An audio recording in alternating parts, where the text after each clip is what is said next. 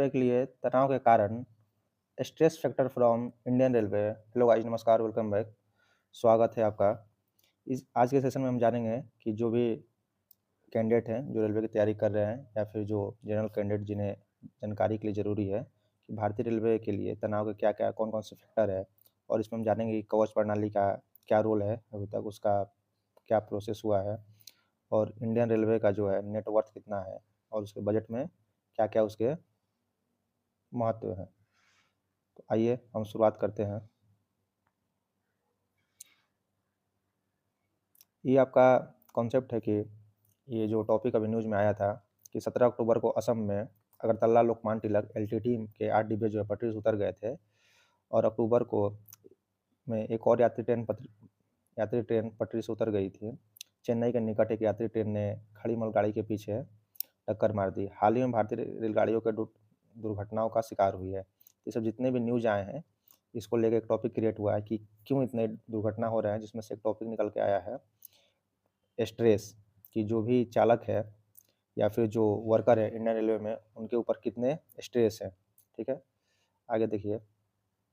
फिर यहाँ पे है कि 2 जून 2023 को बालासोर में दुर्घटना हुई थी, जिसके बाद से ये जो मामला है काफ़ी ज़्यादा तूल पकड़ लिया था।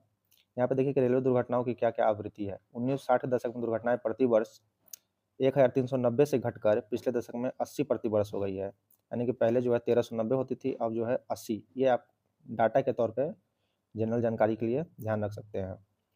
2021-22 में 34,000, 2021-22 में 34, 2022-23 में 48 और 23-24 में 40 इतना दुर्घटनाएँ हुई हैं। ये डाटा है आपका कि जो 21-22 में 34 हुई है, 22-23 में 48 हुई है और 23-24 में 40 हुई है। तो अब बात ये है कि जब पहले से व्यवस्था जो है अब जाके ज़्यादातर एडवांस हो रही है, तो दुर्घटनाएँ कम होने के बावजूद बढ़ क्यों रही है? पहला क्वेश्चन तो यही अराइज़ हो रहा है कि पहले 34 थी दुर्घटनाएँ, फिर 39, फिर यहाँ पे घटकर 40 हुई है। तो इस फैक्टर को देखना होगा आगे, इसमें क्या-क्या से उसके निष्कर्ष निकल रहे हैं, और परिणामी दुर्घटनाएँ में लोगों घायल होते हैं या मारे जाते हैं। रेलवे के बुनियादी ढांचे को नुकसान पहुँचता है और रेल यातायात बाधित होती है, और ट्रेन का जो टाइम जो है डिले होता है। इसमें आगे देखिए कि रेलवे से जुड़ी सभी दुर्घटनाओं में 55.8% दुर्घटनाएँ रेलवे कर्मचारियों की विफलता के कारण हुई है। ये डाटा आपको जानकर बहुत ज़्यादा शॉक करेगा कि 55.8% जो दुर्घटनाएँ हैं रेलवे कर्मचारियों की विफलता के कारण हुई है, और 28.4% दुर्घटनाएँ जो है गैर कर्मचारियों की विफलता के कारण हुई है, और 6.2% दुर्घटनाएँ जो है उपकरण की विफलता के कारण हुई है। और इसी के चलते जो जो यहाँ पे टॉपिक है निकला है स्ट्रेस, कि आपका रेलवे में कितना स्ट्रेस है कर्मचारियों के ऊपर, कि रेलवे कर्मचारियों की विफलता कारण हुई है, तो क्यों हुई है, तो उनका निष्कर्ष निकला है कि स्ट्रेस। आगे देखिए, कवच कवच स्वचालित ट्रेन सुरक्षा प्रणाली है। कवच प्रणाली को टकराव को रोकने के लिए डिजाइन किया गया है, जिसमें ऐसे उपकरण अपने वाहनों में सापेक्ष स्थिति का पता लगाने में सक्षम बनाते हैं तथा अलार्म और स्वचालित सक्रिया को सक्रिय करते हैं। कि जैसे इस ट्रैक पे अगर इधर से ट्रेन आ रही है और इधर से भी ट्रेन आ रही है संजोगवश, या फिर सिग्नल फेल के कारण, या फिर किसी और कारण से, या फिर loop line main line loop line के कारण, तो इसमें जो कवच प्रणाली है वो अलार्म ऑटोमेटिक इन्हें सिग्नल भेजेगा कि इस पे एक और ट्रेन आ रही है। तो ये आपका सिस्टम है कवच का। आगे देखिए, आगे है कि फरवरी 2024 तक रेलवे ने 1465 किलोमीटर मार्ग या अपनी कुल मार्ग लंबाई के 2% पर कवच स्थापित कर लिया है। तो अभी मात्र 2% ही हुआ है, 100% नहीं हुआ है। ठीक है, आगे देखिए, रेलवे परिचालन अनुपात, रेलवे ऑपरेटिंग रेशियो ओआर, ये क्या चीज़ है ये समझिए। कि परिचालन अनुपात जो होता है ओआर, वह राशि जो रेलवे के 100 रुपये कमाने के लिए खर्च करता है। ओआर क्या होता है? वह राशि जो रेलवे रेलवे 100 रुपये कमाने के लिए खर्च करता है 2024-25 में यहाँ पे जो है 98.2% है, 98.2 रुपया है। ठीक है ना, 98.2 रुपये होने का अनुमान है, जो 2023-24 में 98.7 से थोड़ा सुधार है, लेकिन 2016 में ये 97.8 से गिरावट था। यानी कि अगर रेलवे जो है 100 रुपये कमाने के लिए खर्च करता है, उसमें 24-25 में कितना है, 98.2 है, और 23-24 में 98.7 है, और लेकिन 2016-17 में 97.8 से गिरावट है, यानी थोड़ा सा यहाँ पर डाउन हुआ था। ये आपका है ओआर। आगे देखिए, उच्च ओआर पूंजीगत व्यय को सीमित करता है। जो भी आपका पूंजीगत कैपिटल होता है, कैपिटल जो होता है, जो पूंजीगत कैपिटल है जिसे आप देख सकते हैं, जैसे कि बिल्डिंग हो गया, बड़ा-बड़ा पुल हो गया, ब्रिज हो गया, ये सब क्या है, पूंजीगत व्यय है, ठीक है ना? ज़रूरी नहीं है कि पूंजीगत व्यय आप वहाँ पे जब इन्वेस्ट करें तो उससे आपको रेवेन्यू आना शुरू हो जाए, चूँकि मान लीजिए कोई पुल है, ब्रिज है या फिर कोई ढांचा है, स्ट्रक्चर है, उसको बनाने में जो समय लगता है लेकिन उसकी रिकवरी में उससे भी ज़्यादा समय लगता है। तो बजटीय सहायता और अतिरिक्त बजटीय संसाधनों पर निर्भरता बढ़ाता है, ठीक है? आगे देखिए, 2016-17 में सरकार ने रेल बजट को नियमित बजट के अंतर्गत ला दिया था। कब ला दिया था 2016-17 में? ये क्वेश्चन आपके एग्जाम के लिए इंपॉर्टेंट है कि बजट में कब मिला दिया रेलवे को? तो 2016-17 वाले बजट में। इसका एक परिणाम यह हुआ कि सकल बजटीय सहायता आसानी से मिल जाती है, यानी जो आपका ग्रॉस बजट है वो आपको आसानी से इसमें दिखने लगता है। अब देखिए डाटा में कि रेलवे को कितनी जो है बेनिफिट हो रही है। तो ये है माल ढुलाई सेवाएं और भीड़ भाड़। रेलवे के दो मुख्य आंतरिक राजस्व स्रोत हैं, यात्री सेवा जो आपका मेल और सुपर एक्सप्रेस में जिसमें यात्री आपका करते हैं, ट्रेवल करते हैं एक जगह से दूसरे जगह, और दूसरा है माल ढुलाई। आपका सीमेंट हो गया, डीजल पेट्रोल हो गया या फिर कोई वाहन हो गया, ऑटोमेटिक सामान हो गया, माल ढुलाई।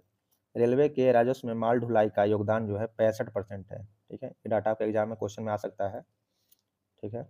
2009 से 19 में यात्री दरों की तुलना में माल ढुलाई दरों में तेजी से वृद्धि हुई। तब माल ढुलाई से कितना रेवेन्यू आता है रेलवे को? 65%, ठीक है? रेलवे नेटवर्क का 30% हिस्सा 100% क्षमता से अधिक पर काम करता है। रेलवे नेटवर्क का जो 30% हिस्सा है वो 100% क्षमता से अधिक पर काम करता है, जिसके कारण माल ढुलाई धीमी हो जाती है, ठीक है? 2016 में अप्रोक्स 26 किलोमीटर प्रति घंटा था, ठीक है ना? यानी अपनी कैपेसिटी से ज़्यादा काम कर रही है। आगे देखिए, समर्पित मालवाहक गलियारे डीएफसी, ठीक है ना? Dedicated freight corridor. पूर्वी डीएफसी पूरी तरह से चालू है, पश्चिमी डीएफसी आंशिक रूप से तैयार है। पूर्वी तट, पूर्वी पश्चिमी उप गलियारे और उत्तर दक्षिणी उप गलियारे डीएफसी अभी भी योजना के चरण में है।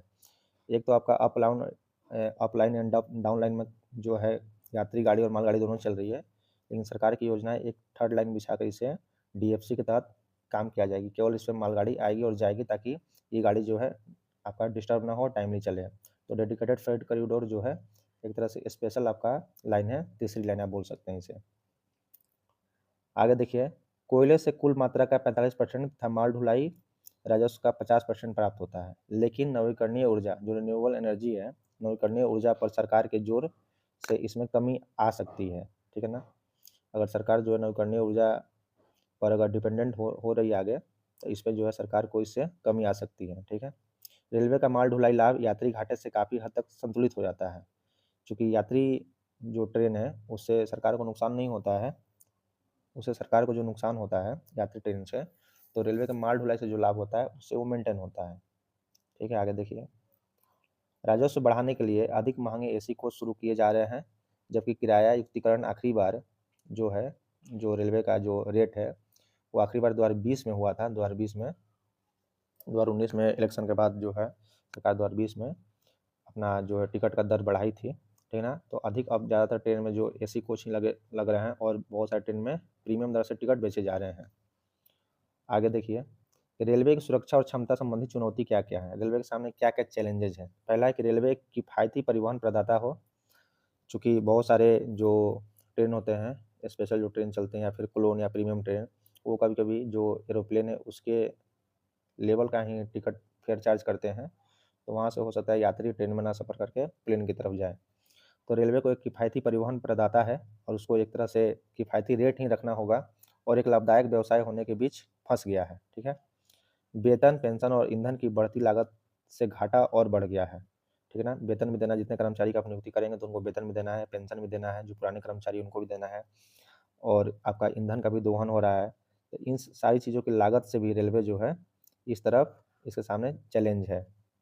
आगे है कि उच्च नेटवर्क भीड़-भाड़ के कारण सुरक्षा उन्नयन सीमित हो जाता है और 12 घंटे की शिफ्ट काम करने वाले लोकोमोटिव पायलट का तनाव बढ़ जाता है। तो ये सारे जो चैलेंज है स्ट्रेस का कारण है, जो निकल के सामने आए हैं आपके न्यूज़ में, कि 12 घंटे की शिफ्ट में काम करने वाले लोकोमोटिव पायलट जो हैं, लोको पायलट और असिस्टेंट लोको पायलट, इनका जो है स्ट्रेस लेवल काफ़ी हाई हो जाता है और स्ट्रेस लेवल हाई होने के कारण है कि नींद भी पर्याप्त मात्रा में नहीं हो पाती है। आगे है, कवच प्रणाली और अन्य स्वदेशी प्रणाली का अत्यधिक भीड़-भाड़ वाले क्षेत्रों में उपयोगिता सीमित है। संक्षेप में सकल बजटीय सहायता जो है, जो ग्रॉस बजट है रेलवे का, उसमें अंतर को पाटने के लिए, राजस्व उत्पन्न करने के लिए रेलवे का असमर्थता, राजस्व प्राप्तियों की बढ़ती मांग, यानी कि जो रेवेन्यू है, रेवेन्यू लगातार बढ़ाने के लिए उसकी डिमांड हो रही है, तथा भीड़-भाड़ कम करने के लिए भौतिक क्षमता में सुधार लाने के लिए बढ़ते दबाव का अर्थ है कि ये लगातार पिछड़ रहा है। इन सारे कारणों से जो है, आपका जो है रेलवे के सामने चुनौती है, और यहाँ पे आप देखिए कि उसे क्या क्या उसका नेटवर्थ है, ठीक है ना? तो ये रहा है कुछ इम्पोर्टेंट टॉपिक।